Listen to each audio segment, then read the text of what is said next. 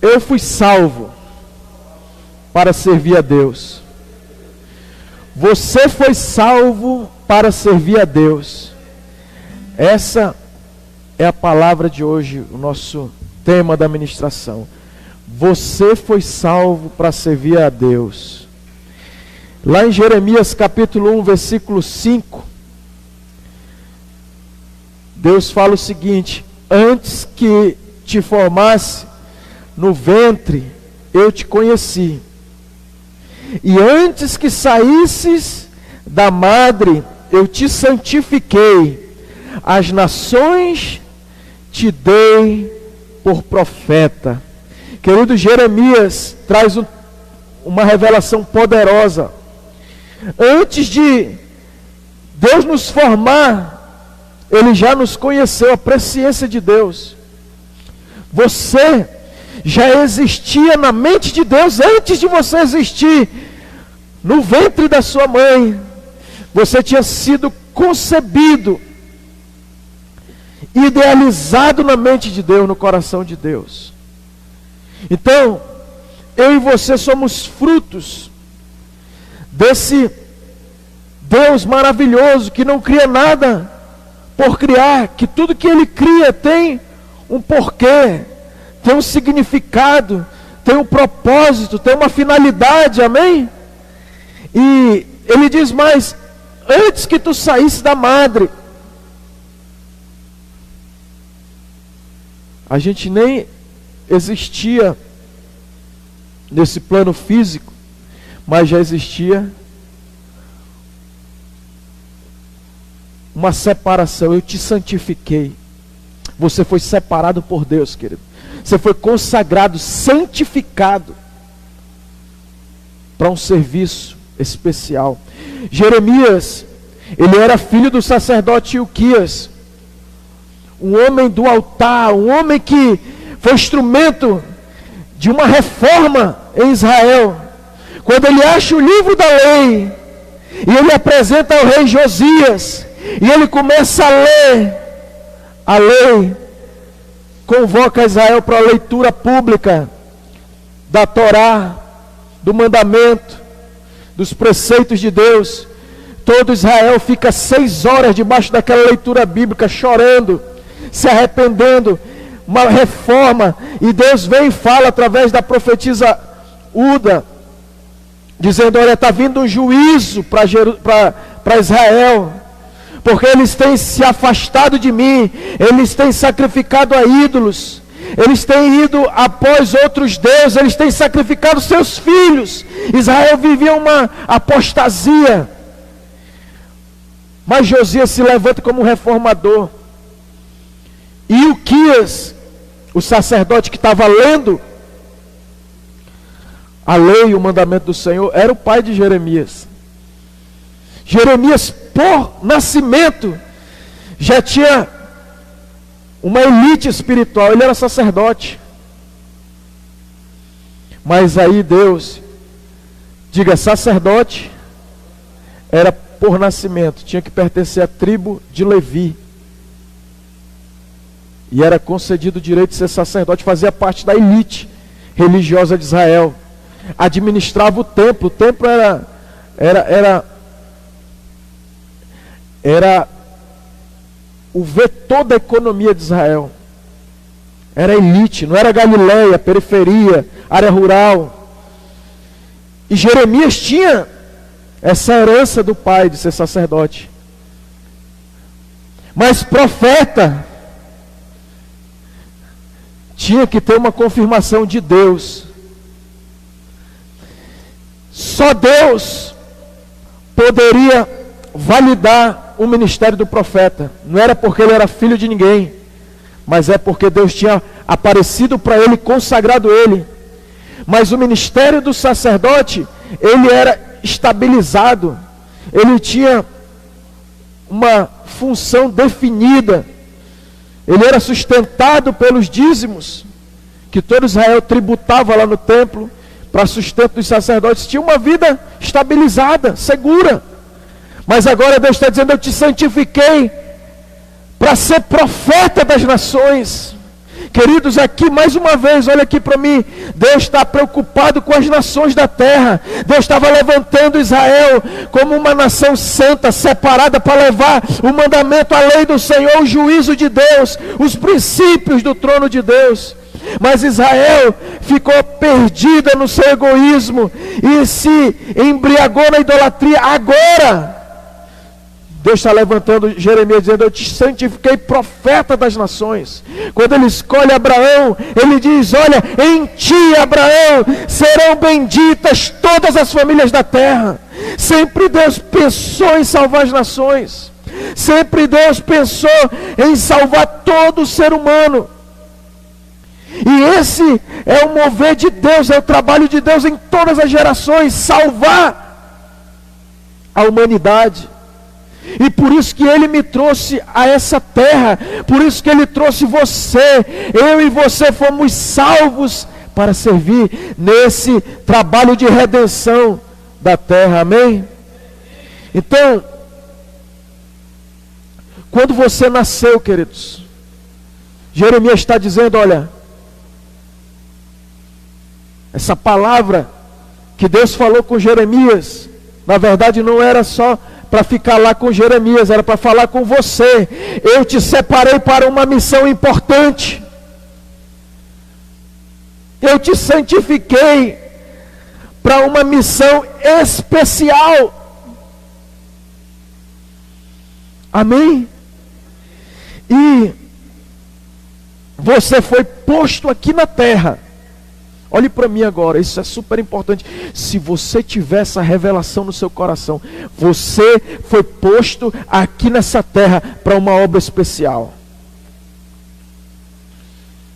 E quando eu falo de obra especial, é mais do que você ter uma vida acadêmica que tem o seu grau de importância, mas é menor do que a sua missão divina.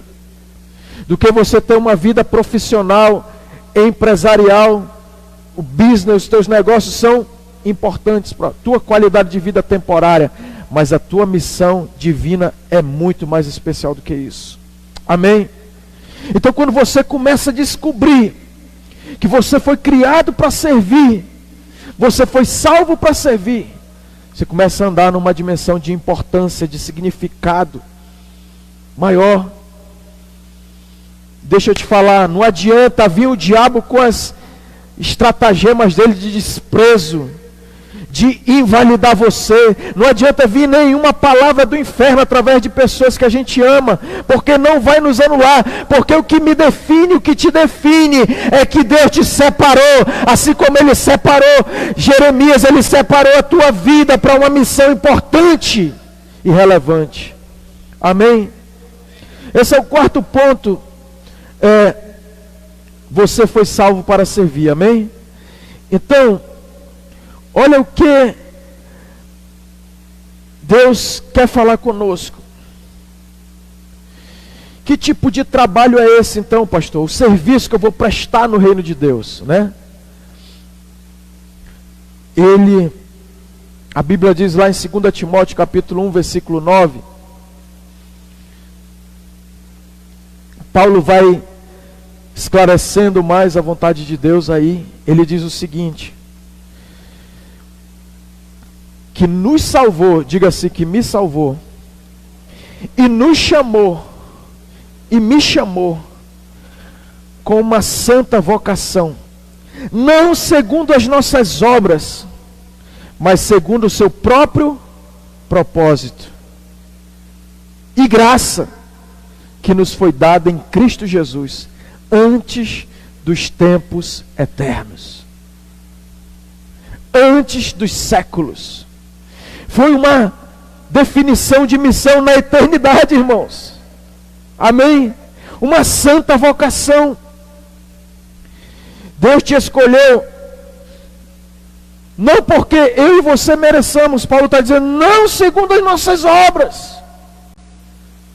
Se eu fosse olhar para minhas obras, irmãos, eu estava totalmente desqualificado. Mas Paulo está dizendo, segundo o seu próprio propósito, segundo a sua graça. Não adianta, o teu pecado, o meu pecado não é novidade para Deus. A gente está desqualificado, a gente está sem nenhum perfil.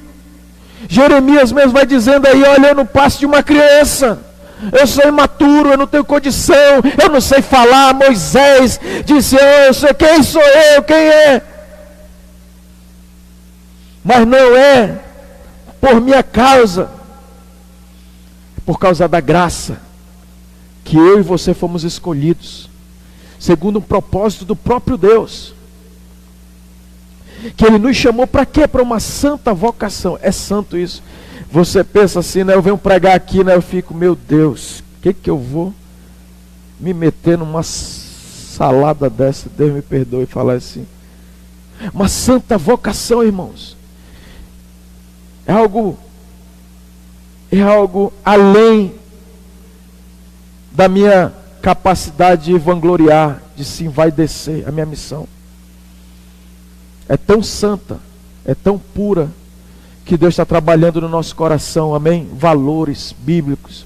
Diga: eu fui salvo para servir. E esse serviço parece assim que eu não tenho condição de fazer. Parece não, eu não tenho condição de fazer. Mas é segundo o propósito do próprio Deus. Não é o meu propósito. O pastor Jair falou ali na oração pré-culto ali. João Batista disse: Senhor, eu que preciso ser batizado por ti, tu vens a mim me batizar. E Jesus tem que convencer ele, né? Ele diz: olha, convém que se cumpra toda a justiça. É uma missão santa, é uma missão pura, não é uma missão baseada nos valores humanos, é uma missão baseada nos princípios e valores éticos do céu, amém? E aí Deus, queridos, Ele te redimiu, Ele nos salvou, Ele te salvou, para te dar condição. Eu não sou salvo pelas minhas obras, amém?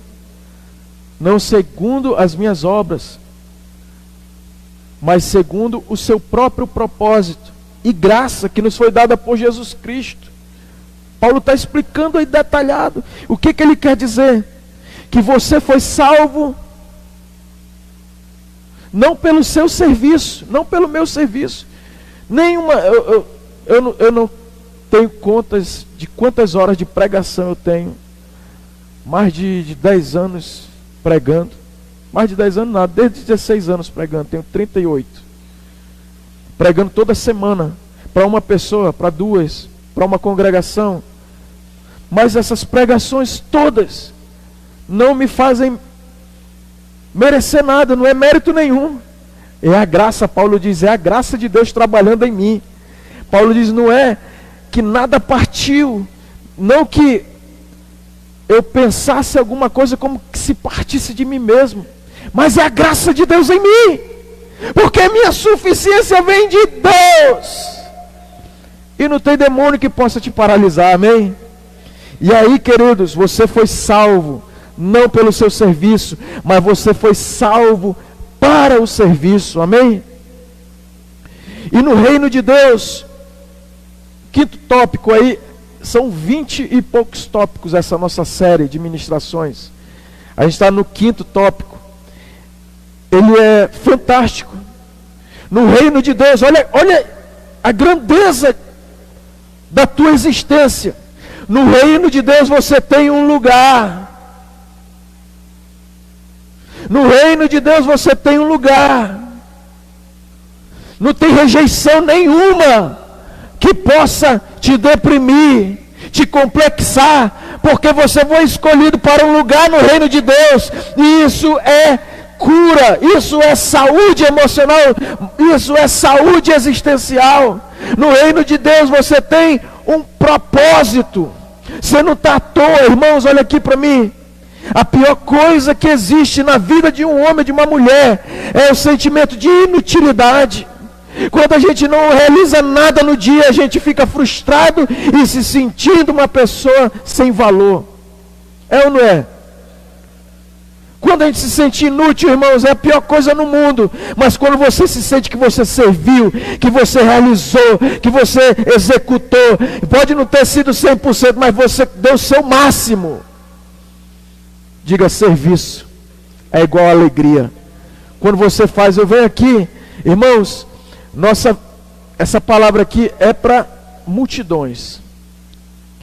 de irmãos que precisam ser alinhados no propósito eterno de Deus. É ou não é, irmãos? E a gente prepara com tanto amor e tanto carinho. E a gente está aqui na internet agora, está chegando em mais gente, né? Nosso último culto terminou, tinha 100 e poucas pessoas alcançadas. E os irmãos aqui, eu acho que tinha 30. Foi quantos que a gente contou até? Quase 30, né? 28. E aí sabe o que eu penso? Antigamente, quando eu não era alinhado com o propósito de Deus, eu ficava muito triste. Poxa, tanta gente que poderia estar recebendo isso. Mas quando você é alinhado, você faz o seu máximo. Pode ter um, pode ter dois. Por quê? Porque você está no seu lugar no reino. Amém? Por quê? Porque você está cumprindo o seu propósito no reino. Por quê?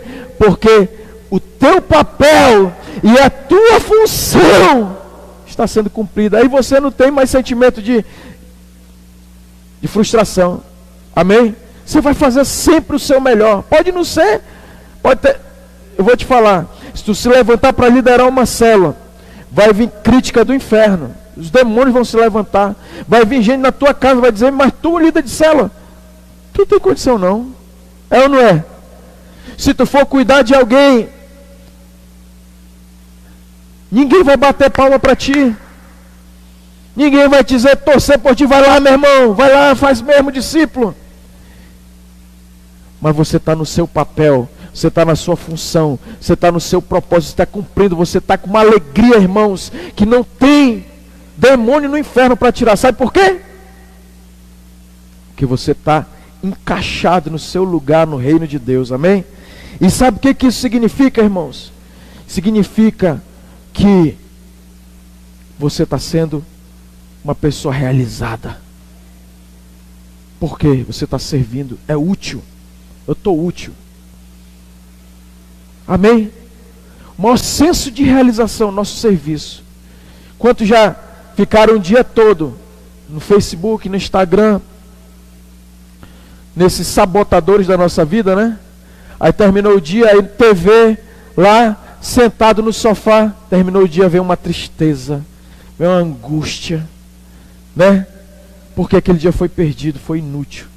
Mas quando você fica ali em Deus, orando, que você vai para o seu trabalho e faz o seu serviço ali, não como para homem, mas como para o Senhor, que você termina cansado, fisicamente, mas você fica com aquela sensação gostosa de realização, amém? Hoje foi um dia que eu aproveitei cada milésimo de segundo. Então quando você começa a descobrir o poder do serviço, você tem uma importância, você tem um lugar no reino. O que isso quer dizer? Que você tem um valor, amém? Você tem um valor. Deixa eu te falar algo. A tua salvação, olha o teu valor, olha o meu valor. A tua salvação custou um preço exorbitante, exagerado. Custou a própria vida de Jesus, o próprio Deus que se encarnou. Esse é o teu valor, é incomensurável, é indefinível, não tem. É a vida de Deus que morreu a nossa morte. É Jesus que deu o seu sangue por nós. Então você tem um valor, amém? Diga, a minha salvação custou a própria vida de Jesus. Paulo vai dizendo, próximo texto, Naná, porque fostes comprados por bom preço. Foi um preço qualquer não. Vocês foram comprados por um preço valioso. Quando vem aquela depressão, aquele sentimento de medo, aquele sentimento de doença, sabe, de fracasso, de fraqueza, dizendo que tu não tem valor, que tu não presta, que tu não vale nada, pega esse texto, você foi comprado por bom preço, amém? Aí ele diz, glorificai pois a Deus. A gente pensa que se a gente ficar se autodepreciando, dizendo eu não tenho valor, eu não sirvo para nada, eu não presto, eu não tenho utilidade nenhuma, você está se depreciando, e você tem valor, e você não está glorificando a Deus, você está glorificando o diabo. Quando você se descredibiliza, que você fala mal, que a baixa estima é falar mal de si, é não se apreciar. E a autoestima é quando você se aprecia. Eu sou a imagem de Deus, eu fui comprado por bom preço. Que você começa a se valorizar, o alto valor, a sua verdadeira identidade. Você começa a glorificar. Por isso, glorificai a Deus no vosso corpo e no vosso espírito, os quais pertencem a Deus. Então, Paulo está dizendo o seguinte: essa igreja aí, Corinto, era uma igreja carnal, uma igreja cheia de pecado. Paulo estava dizendo: olha, vocês são templo do Espírito Santo. Vocês não são da prostituição, vocês não são da idolatria, vocês são, corpo de vocês é para glorificar a Deus. E aí é o que Deus quer, irmãos, de mim e de você. Em último lugar, em penúltimo lugar, nós servimos a Deus não por causa da culpa, não por causa do medo do inferno, ou mesmo pela obrigação. Não é uma obrigação, mas pela graça e profunda gratidão pelo que Ele fez por nós. Então, queridos, o motivo, o combustível do teu serviço não pode ser por culpa. Não vou fazer isso aqui para me tentar apaziguar com Deus. Não, esse meu trabalho aqui é porque eu cometi muita prostituição, eu fui muito mentiroso, eu pequei demais, então vou trabalhar aqui para ver se Deus me perdoa, por causa da culpa, nem por causa da obrigação. Não, agora eu sou crente, eu tenho que obrigatoriamente, é uma obrigação, mas eu não queria nem ir para o culto, mas é uma minha obrigação, tenho o meu dever. Não, é prazer, amém? Não é. Agora, o que nos motiva? Qual é o combustível certo? É a alegria. Servir ao Senhor com alegria. Apresentai-vos a Ele com cânticos. A celebração aqui do início, né? O Senhor é bom, cantarei porque Tu és. Ele é bom, irmãos. Eu não perco nada, eu entro falido, quebrado, morto, e eu ganho vida abundante. Ele é bom demais. Entendeu? Eu vou entrar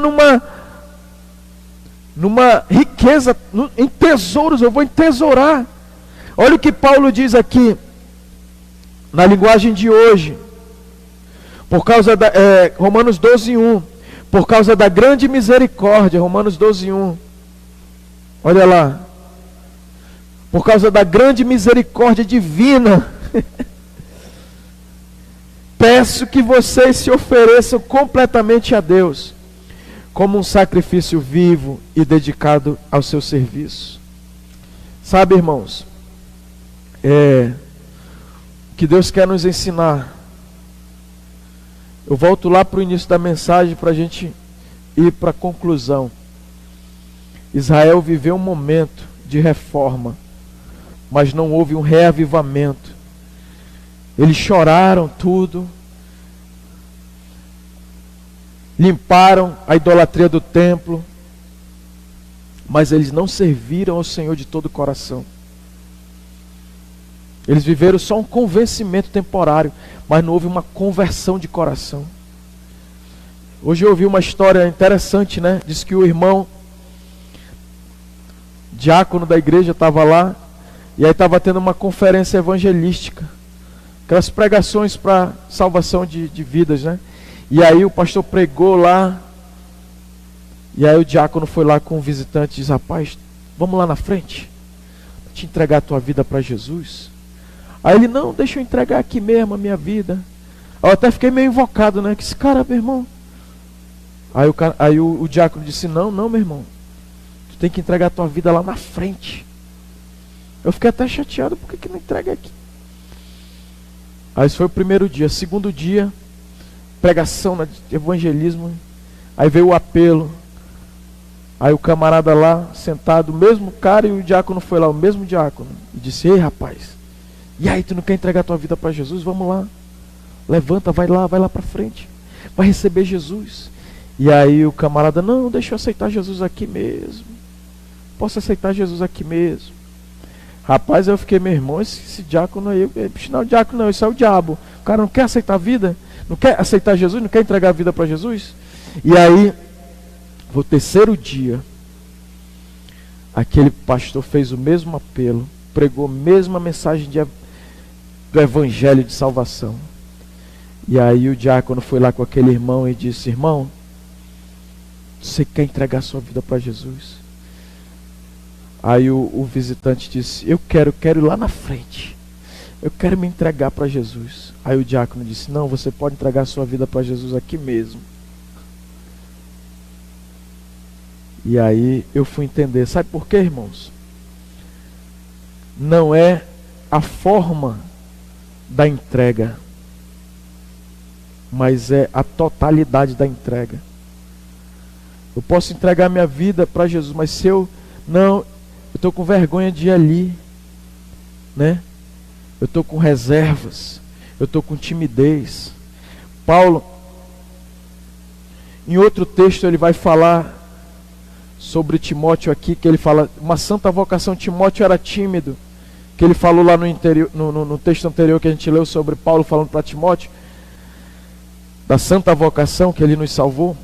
Então, eu preciso saber, será que eu estou entregando verdadeiramente a minha vida para Jesus? Será que eu sou verdadeiramente salvo? Olha o que João diz aqui, 1 João capítulo 3,14, ele diz: sabemos que já passamos da morte para vida, porque amamos os nossos irmãos. Irmãos, como é que eu vou amar meus irmãos? É servindo. Como é que eu vou servir a Deus? Amando meus irmãos, ministrando para eles, levando o reino de Deus para o meu semelhante. E João está dizendo aí, olha, se você odeia, você é assassino. Você não nasceu de novo, você está morto. Mas se você ama, você foi salvo, você passou da morte para a vida. Então, último ponto, encerrando aqui, ponto 7, se eu não tenho nenhum amor pelos outros, nenhum desejo de ajudar, o que é discipular, o que é célula? A gente falou no Tadel, né? A gente vai voltar a falar terça-feira novamente, sobre qual é a nossa missão, com mais detalhes. Hoje aqui nesse culto é uma palavra mais de edificação, estou te edificando para você entender o teu propósito. Mas olha só, se você não tem nenhum amor e nenhum desejo de ajudar, é provável que você não tenha sido salvo. É uma grande probabilidade de você nem ter sido salvo. As pessoas, você não se preocupa em ajudar ninguém, você só pensa nas tuas necessidades, você só se preocupa com as tuas necessidades. É questionável se Cristo realmente está na minha vida, se eu só me preocupo com a minha necessidade, se eu não estou nem aí para o reino de Deus, para a plantação do reino de Deus, para levar a vida eterna para ninguém, para ajudar, para estender a mão, projeto ali, caixa do amor, amor em ação. Se eu só me preocupo com as minhas necessidades, se eu não amo ninguém, se eu não quero ajudar ninguém, será que dá para questionar? Cristo não está nesse coração. Por quê? Conclusão da nossa ministração de hoje: um coração salvo é um coração que deseja servir. Eu não sei se o pastor consegue cantar aquela música lá do Que Ele Cresça Eu Diminua, né? Que fala do serviço. Eu queria cantar com vocês e cantar um pedacinho, e eu quero orar contigo, amém? Você é importante, queridos. Você foi salvo, você está aqui porque o teu serviço vai impactar. Se você realmente viveu ou quer viver, experimentar a salvação hoje, você pode entregar teu coração para Jesus e sair do egoísmo, e sair de pensar só em você mesmo. Deus vai colocar no teu coração desejo de servir, amém? Desejo de servir a tua família, em nome de Jesus. Eu quero que você adore um pedacinho comigo aí, nós vamos orar, e você vai se preparar para você dizer: eu quero ser salvo, Senhor. Se você não está sentindo convicção, se você acha que, deixa eu te falar, Eu quero ser cuidado, eu preciso de ajuda. Não, isso não é um coração de salvo, não. Coração de salvo é: eu preciso cuidar de alguém, eu preciso ajudar alguém, porque eu já fui salvo, eu já fui ajudado, a minha vida já foi resolvida na cruz do Calvário. O resto tudo é desafio. Vamos adorar. Oh Jesus, hoje é noite de salvação. E menos de mim, aleluia. E eu cresça, eu diminua, ele apareça, eu me constranja com a sua glória e todo o seu amor. Infinita humildade, servo de todos os irmãos, que ele cresça, eu diminua, que ele apareça, eu me constranja com a sua glória e todo o seu amor.